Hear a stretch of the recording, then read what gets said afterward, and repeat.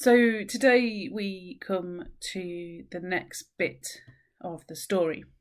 The Israelites have now been wandering in the desert for a very long time. They are months into this journey, and the feelings of loss and a lack of a sense of direction are likely sinking in. They'd experienced complete dependence on God for food and for water. We're trying to work out their identity now they have left Egypt. This isn't just a temporary change. It isn't just a holiday. It's a new way of life. And they needed to become acclimatized to the new way. And that involved setting out ways of living that would speak of this new way of life, that would help them know the way to live. When we find ourselves in a foreign land, whether a physical move or a change of circumstances, then establishing new ways of living can be one of the most challenging things to do. When we've only experienced one way of living, to discover a different way, perhaps a better way, can be tough, even if it's going to be better. The Israelites had been living in Egypt for a long time. They'd been born into slavery. They knew no other way of life. This was a life where commodity and productivity was important. Their value was found in the number of bricks they produced. Their value found in doing as much as they could to satisfy Pharaoh. They had to do everything they could to keep the peace. That meant doing all the things that slavery demanded of them. Stopping was never an option. Rest wasn't the norm. Space to find a place to make sense of self-identity was discouraged, and living under an oppressive regime was a normal way of life. As they wandered in the desert, a sense of purpose and identity, a way of life, a new way of life needed to be found.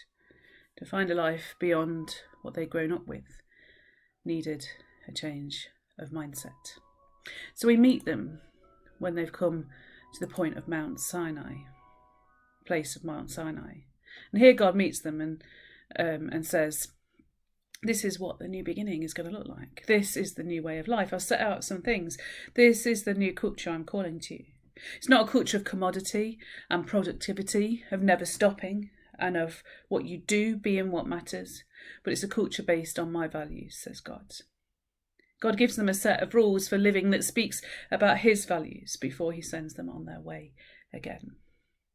And it's clearly the right time to establish this new way, because the Israelites are trying to make their own path now, taking what they learnt in Egypt and making it into who they are today.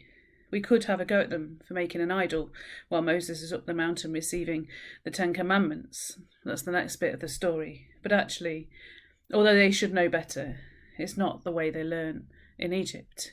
This is the way they know.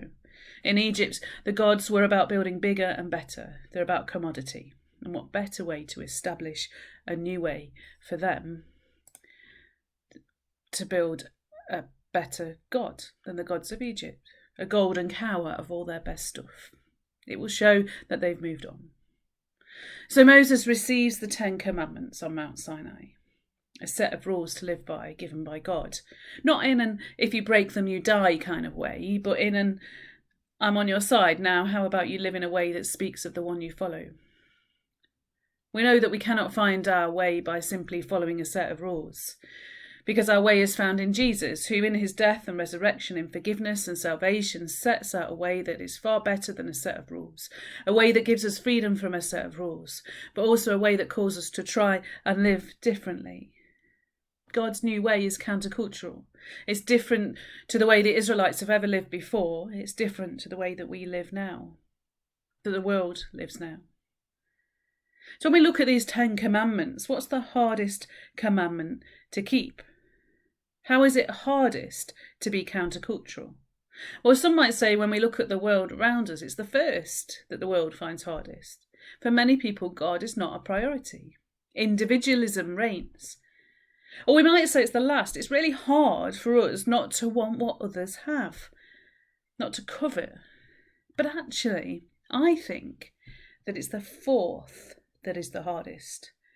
Often we focus on the first bits and the last bits of these commandments, but we miss this bit in the middle that is key to keeping the rest of them. The commandment to keep the Sabbath is a crucial bridge that connects the 10 commandments together. It looks back to the first 3, at the God who established rest from the beginning of creation, and looks forward to the next 6 that provide a way to rest alongside our neighbours, the do-nots. If we focused ourselves on taking time to be still with God, putting God first becomes easier. We talked about that a couple of weeks ago, about being still just before they went through the Red Sea. And by doing that, living alongside others in peace and harmony becomes a much easier way of life. It's Sabbath rest that unites us. It's our need for Sabbath rest. And it's in Sabbath rest that we find the most countercultural thing. And if you look in your Bibles, you'll see that the Sabbath commandment is given the most attention of them all. 4 whole verses. 99 words. 4 whole verses out of 17, I think. This is really important to God. It says, remember the Sabbath day by keeping it holy. 6 days you shall labour and do all your work. But the 7th day is a Sabbath to the Lord your God. On it you shall not do any work, neither you, nor your son or daughter, nor your male or female servant, nor your animals, nor any foreigner residing in your towns. For in 6 days the Lord made the heavens and the earth, the sea, and all that is in them. But he rested on the 7th day. Therefore the Lord blessed the Sabbath day and made it holy. Now in Egypt there was no Sabbath, there was no day of stopping, no day when there was nothing really going on, where they could really focus on God. In placing this commandment to keep the Sabbath at the centre of their rules for life, God says that the system of anxious production that was on in Egypt is not okay. There should be, and there are limits to this. For the Israelites who were used to the culture of Pharaoh, this way of living with Sabbath would not be easy to embrace and sustain because they're not used to it. But bigger and more is not better in the God way. A God-balanced life is. This one day, this Sabbath, breaks unhealthy patterns and takes us out of the culture of more into the culture of God, who gives us so much more. The theologian Walter Brueggemann talks about Sabbath as resistance, that the keeping of the Sabbath is a conscious and visible insistence that our lives are not defined by what we do or what we produce, but they're defined by God. It's the most difficult commandment to keep because there are a barrage of pressures from the world around us to keep doing, whether that's work life or family life or personal life or economic life, achievement life or church life can be demanding too. The more we do, the better we are is not the God way. The more like God we are, the better we are, is the God way. Now, I'd quite like to just read Brueggemann's book to you, but there isn't time. So I'm going to instead go through his main points, which I believe speak into the choices we make right now as we discover new beginnings in all aspects of life. And since we've been missing all the stuff that we used to do, the temptation right now is to pick it all up and do it again and do so much more, pushing out Sabbath and to run with it. But in this new beginning that we have right now, perhaps it's time for a conscious countercultural shift. Firstly, Brueggemann talks about Sabbath as resistance to an anxiety-driven society. When we are embedded in a culture of more, we develop an anxiety that our more is not enough. Are we working enough hours? Are we doing enough things? Are we keeping our children entertained enough? When people look at us, do they see we are the best at what we do? How can we make things bigger and better? When God brings the 10 Commandments, he starts with reminding the Israelites who he is and that he brought them out of Egypt. In Egypt, the Pharaoh thought he himself was God. In Egypt, the workforce produced the wealth for Pharaoh, who was endlessly anxious, and his endlessly anxious presence created an environment that brought restless anxiety without limit. Pharaoh had anxious nightmares about famine and having enough.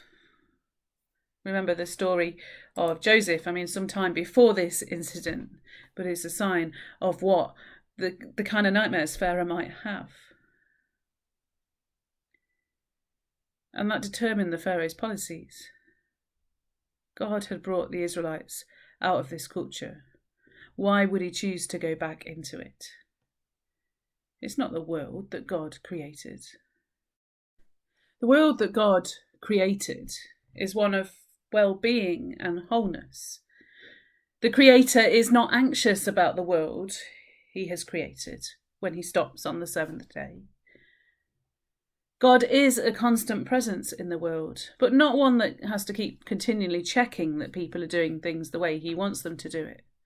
God is not a workaholic, unlike Pharaoh. God doesn't increase the production schedules once his job of creation is done. Instead, he rests, confident in what he has created, and at peace. We choose to rest as God did. Just because you have finished one job, it doesn't mean you have to start a new one immediately. We're called to be good stewards, yes, of what God has given us. But that's also being good stewards of rest. We then won't need to do all of the things that God tells us not to do in Commandments 5 to 10. We won't even think about them because our brains will be rested. And we won't be driven by the anxiety of not being good enough. Instead, we'll be able to live out Commandments 1 to 3 very easily.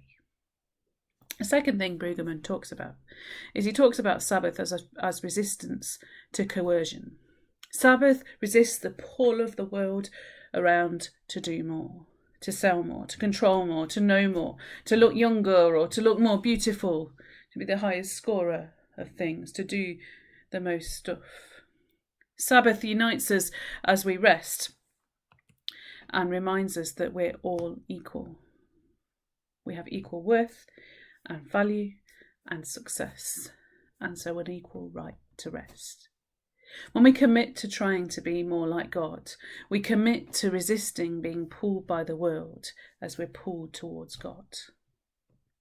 Sabbath is the day that we remember we are set free, that the brokenness of the world is not forever, and whilst we seek to create a world that is better, we don't have to fix everything ourselves. Those who remember to keep the Sabbath find that being less driven, less frantic to meet deadlines, being free to be and not do, is life-giving. For the Israelites, Sabbath was a celebration of freedom from Pharaoh. For us, it's a celebration of freedom from the pulls and the patterns of the world. What is needed is given by God. We don't need to seize it. It's given. The third thing Brueggemann talks about is about Sabbath as resistance to exclusivism. When we seek to live in a way that is always driven and never stops, we run the risk of pushing people aside as we work towards our goal. We know that is not what we should be doing. As Jesus tells us, one of the greatest commandments is to love our neighbours. That kind of sums up the second half of the commandments. Sabbath takes us out of the race where we hope to be a winner to a new way of winning that is more inclusive. God's community is not exclusive. And as we rest together, we are able to engage with those who would normally be excluded. We can all be united around our countercultural choice of Sabbath. As we sit with those who are different, we will find a more peaceful way of living. And Commandments 5 to 10, they will be part of our nature. Choosing Sabbath is choosing to embrace good fruit, a life of love and of joy, of praise and of peace. The fourth thing Brueggemann talks about is he talks about Sabbath as a resistance to multitasking. If when we are resting, we're always thinking about work, or we're always thinking about how we can improve everything around us, or how we can better ourselves, we're not choosing Sabbath. We're thinking about our next step. Our propensity to multitask in this way, have our mind on what next when our mind needs to be in the moment, is part of our drive to be more than we are, to control more than we're able to control right now. And it questions our effectiveness as people made by God. We then can't give our full attention to God and his way, and we're not able to keep Commandments 1 to 3. Sabbath is not about what we have or do. It's about who God is. In reality, it can be really hard to find Sabbath, to find rest in God. And for many of us, it's not as simple as just making Sunday special, because Sunday is another day of work. Sunday is a day of work for me. I need to find alternative Sabbath. For many of us, to embrace the act of resistance that is taking Sabbath, it will mean determined intentionality to make it happen, and a change of lifestyle. But Sabbath is here, that pivotal point in the Ten Commandments, and God makes it important, and so we must. It will help us to put God first, will help us to live in the way of God better. Sabbath is choosing to say no to this needs doing right now, no to doing more when you've reached your capacity levels. It's choosing to make space for refreshment with God, choosing to embrace doing nothing instead of filling our time with stuff. It's choosing to be satisfied with having what we need instead of coveting more. Sabbath is rest rooted in the story of God's restfulness, and our choice to choose Sabbath will overflow into our family and friends and neighbours who also need rest. You saying no to something might free up someone else's time to rest. Until we can find a way to embrace completely Sabbath, we will forever feel restless. We need to learn to trust God that if we stop, everything will be okay. Sabbath rest will stop us from falling apart. Jesus said, "Come to me, all you who have heavy burdens, and I will give you rest." Amen. Amen.